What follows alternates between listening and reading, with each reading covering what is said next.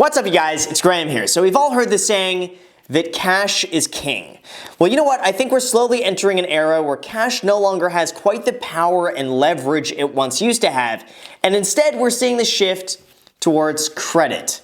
Credit is king, and you know what? I would say this is actually a good thing. And I was thinking about that for myself too, and I realized that I don't think I've paid for something with cash or with a debit card in probably over 2 years now. Now, partially the reason for this is because I can't figure out where I left my debit cards a long time ago, and I just never bothered replacing them. And also, I never carry cash on me besides when I use it in the beginning of a YouTube video like this for emphasis on what I was talking about. But otherwise, besides that, it's just an inconvenience to carry cash. So that just leaves me with a wallet and a few credit cards that I carry around with me at all times. And this is, in my opinion, the ideal scenario that gives you massive advantages over paying with cash, or even worse, a debit card. And usually this is the point in the video where it gets pushed to my non-audience, who then makes the assumption that putting money on a credit card means you can't afford something because you're using debt to buy it. Or maybe they think that credit is the root of all evil. Or maybe they have the old school psychological belief that you're more likely to spend more money on a credit card because it's credit than if you pay with debit or cash. But I'm a firm believer that none of this really applies in this day and age where pretty much all currencies are digital in some way or another.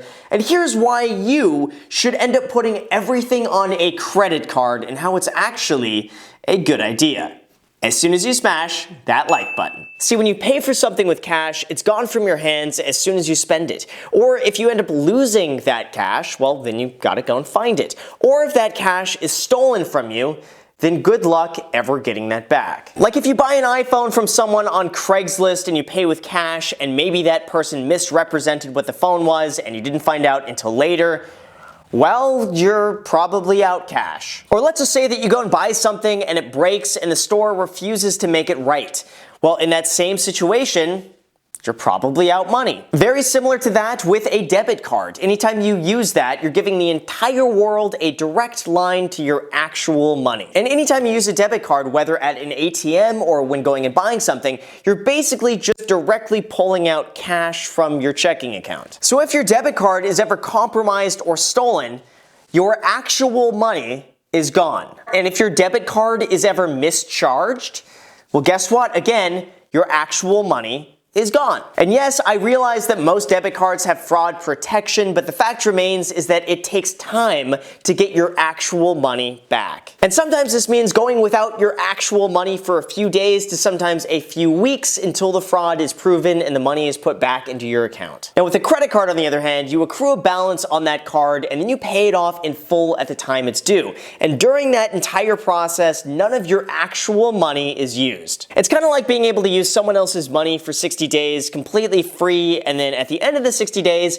you just pay that person back what you owe. The credit card really just becomes the buffer between you and your money over here. So this just means that if someone steals your credit card information and charges $2,000 at Walmart, this doesn't mean that your $2,000 is gone from your account. Instead, this just means that you just temporarily owe the credit card company the $2,000 until you call them up, report the charge, and the entire charge is reversed. And when something like this happens, you're not out any of your own actual money at all like you would be with a debit card. And especially when you have a credit card from any sort of reputable company like Chase or American Express, your chance of being negatively impacted by any sort of fraud on your account beyond just making a quick phone call is slim to none. I probably had over a dozen instances of fraud on my accounts, all of which were reversed with a quick phone call without any money out of my actual account. Compare that to using a debit card where if my account had fraudulent charges on it,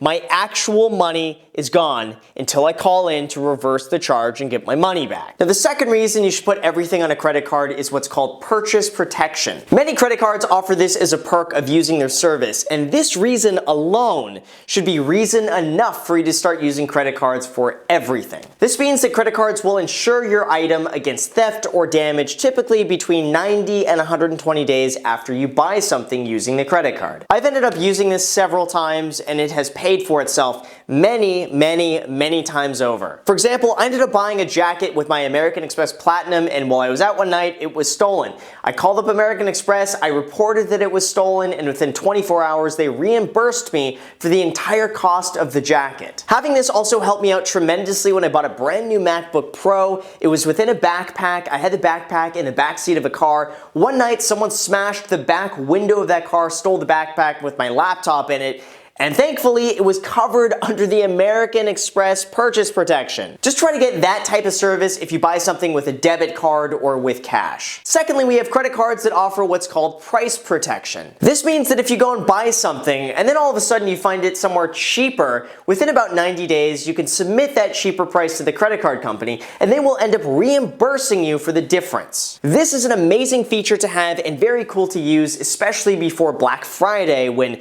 everything goes on sale. And third, we have what's called return protection. This means that if you go and buy something and then decide to return it at a later time, and the merchant, for whatever reason, says you can't return it, your credit card company will step in and accept the return on their behalf and then credit you back the money. This is such an amazing perk to have, especially if you need a refund or need to return something outside of a merchant's normal refund or return policy. Or if you buy something on final sale with no returns requested, oftentimes you can just end up getting the return through your credit card company. And finally, I think I saved the best for last, and that is extended warranty protection. Many credit cards will just extend the manufacturer's warranty of whatever item you buy using the card, typically up to an extra year. For instance, the Chase Sapphire Reserve provides an extra year of coverage for any manufacturer warranty that is 3 years or less. So if you go and buy some electronics and it just happens to break right after the manufacturer warranty expires, well, no worries, call up your credit card company and they will handle it on their behalf. And now we have pretty much my favorite reason for ever using credit cards, and that is to get those sweet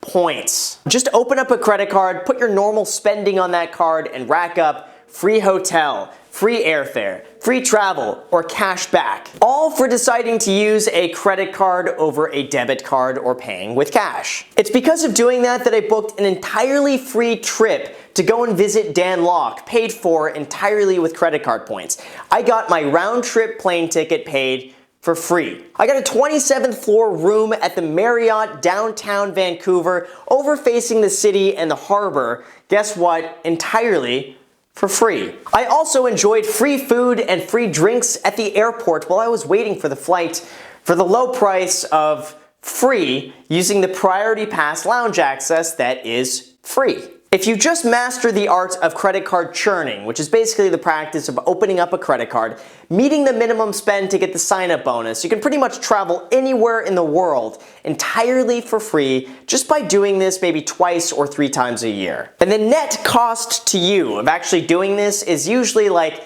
10 to 20 minutes of your time per credit card. And also, I have a bajillion videos about how to do this and exactly what's involved and the best credit cards for getting all of this stuff, so I'll just link to those in the description. And finally, the last reason to use a credit card for everything is to improve your credit score and credit utilization. Here in the United States, your credit score is a huge factor in determining whether or not you can get a loan to buy a house, car, business loan, or anything else that has to do with borrowing money. It also determines the interest rate you pay when going and getting that loan. If you end up trying to get one of these loans without having a credit score or without having a good credit score, you're either just not getting the loan in the first place or you're paying an extraordinarily high interest rate from subprime lenders. Just having some type of credit going in the very beginning is going to be one of the most worthwhile things you have ever done. And doing that is a great way to start building up your credit score up into the point where you're ready to actually buy a house or finance a car or do anything to leverage your money. And again, I have a ton of videos about how to do this, so I'm just going to link to all of those in the description. So I'd like to personally think that for those reasons I just mentioned,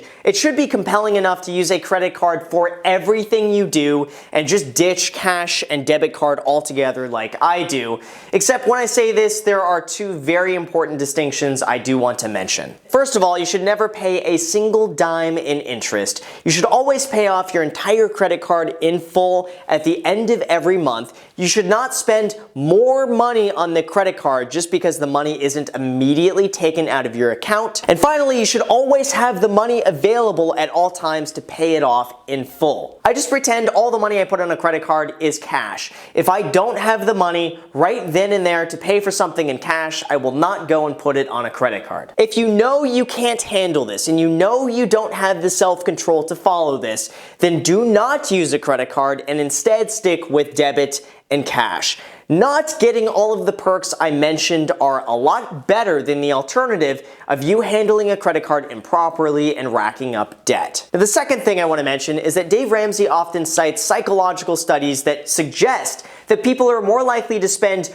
more money on a credit card because that money doesn't seem real to them. Now, I can't find that study, but I believe he suggested that people on average spend 10% more putting something on a credit card than they do with a debit card. Now, here's why I believe that this advice is a bit outdated and why it no longer applies. First of all, his demographic tends to be a little bit older than mine, and they grew up in an age where cash and debit were a lot more common than paying with a credit card. Therefore, I believe that for older generations, cash and debit just seems more real, and with credit cards, it seems more like imaginary play money. However, many younger generations didn't grow up paying with and carrying around cash. We live in an age where it's just numbers on a computer screen. We pay with PayPal, Venmo, Apple Pay. And for many people that I know, we all just rarely carry around cash. I would say when it comes to myself, 99.9% of times I have any sort of cash on me, I end up spending it.